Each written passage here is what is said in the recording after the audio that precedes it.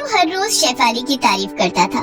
मंगरू पूरा दिन काम करके थका हारा घर आता था और कहता था, शेफाली खाने में आज क्या है?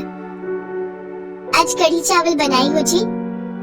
वाह, जल्दी खाना लगाओ, बहुत भूख लगी है। शेफाली के हाथों की कढ़ी चावल खाकर मंगरू पागल ही हो जाता था। वाह शेफाली वाह, तुम्हारे हाथों में तो जादू है। दुनिया का बेस्ट कढ़ी चावल बनाती हो तुम। आप भी ना कुछ भी बोलते हो। सच बोल रहा हूँ, मैं तो सोच रहा हूँ कि ये सब मजदूरी में कुछ नहीं रखा है। ये सब छोड़ मैं खाना डिलीवरी का काम शुरू करूँगा। अच्छा, और खाना कौन बनाएगा? क्यों, तुम बनाओगी ना मस्त कढ़ी चावल। कढ़ी चावल बेचकर ही हम करोड़पति बन जाएंगे। करोड़पति? जेब में फूटी कौड़ी नहीं है और करोड़पति बनने का सपना देख रहे हो। गरीबों के लिए सपने से बड़ा और है ही क्या।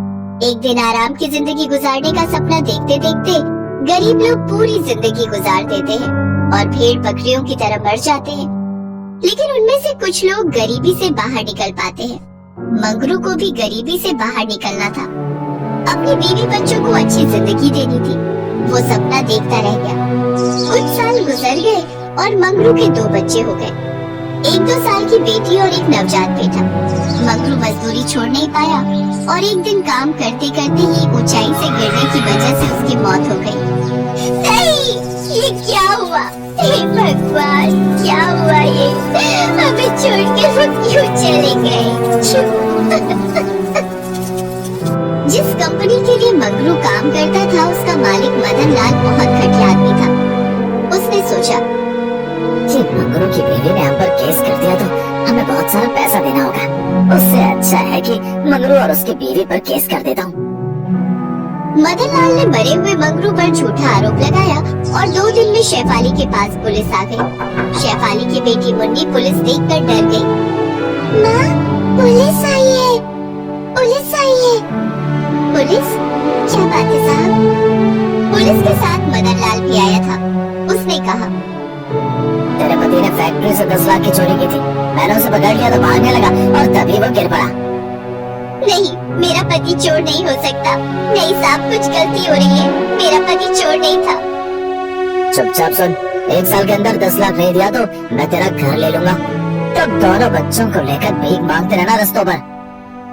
धमकी देकर मदन लाल चला गया। 2 दिन पहले शेफाली विधवा हुई थी।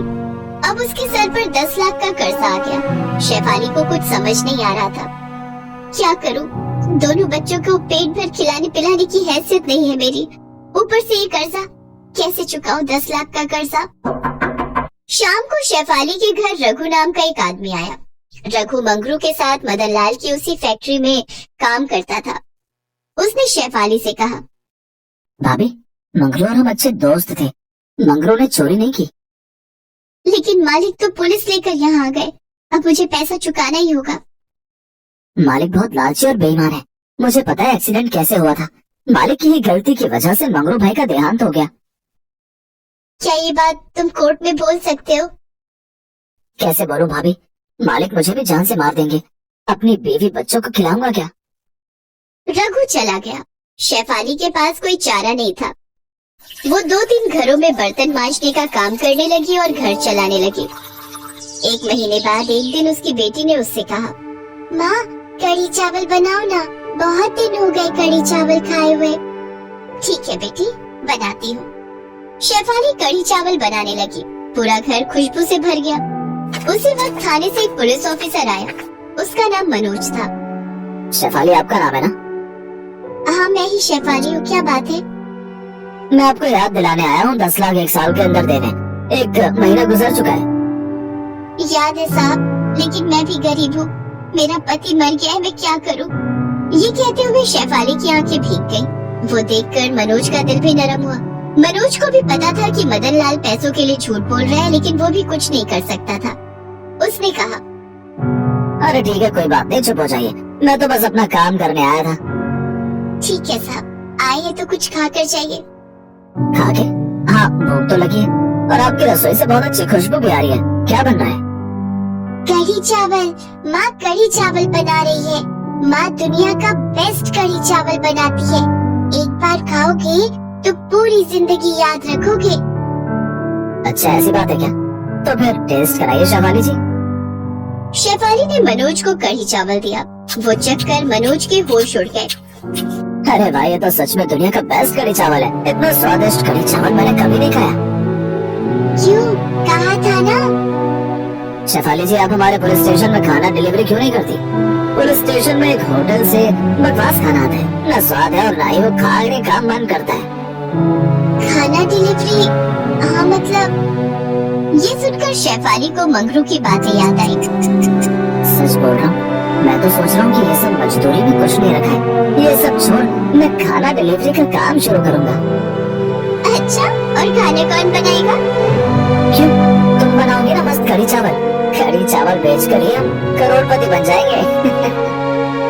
ये सोचते हुए शेफाली की आंखों में आंसू आ गए। उसने कहा, मैं कढ़ी चावल की डिलीवरी तो कर सकती हूँ, लेकिन मेरे पास बनाने के लिए पैसे नहीं है। ठीक है मैं देता हूँ पैसे, ये लीजिए। मनोज पैसे देकर चला गया। उसी दिन शेफाली ने पुलिस स्टेशन में कढ़ी चावल भिजवाया। वो खाकर सारे पुलिस ऑफिसर्स का मन भर गया। वो कहते हैं ना, इंसानों के दिल का रास्ता पेट से होकर जाता है। धीरे धीरे शेफाली का कढ़ी चावल खाते खाते सारे पुलिस ऑफिसर उसके फैन बन गए। शेफाली को और भी जगहों से ऑर्डर मिलने लगे। ऐसे धीरे धीरे शेफाली का व्यापार बढ़ने लगा। लेकिन उधर मदन लाल गुस्सा हो गया और एक दिन पुलिस स्टेशन आकर उसने सभी ऑफिसरों को बहुत झाड़ा। तुम सब निकम्मे हो, एक औरत से 10 लाख नहीं वसूल सकते, लानत है तुम पर।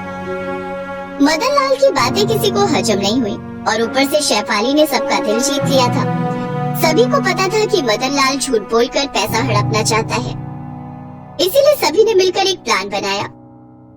मनोज ने शेफाली को थाने बुलाया और उससे मदन लाल के खिलाफ कोर्ट में सच बोलने के लिए कहा। मैं तो सच बोल दूंगी, लेकिन सबूत नहीं है।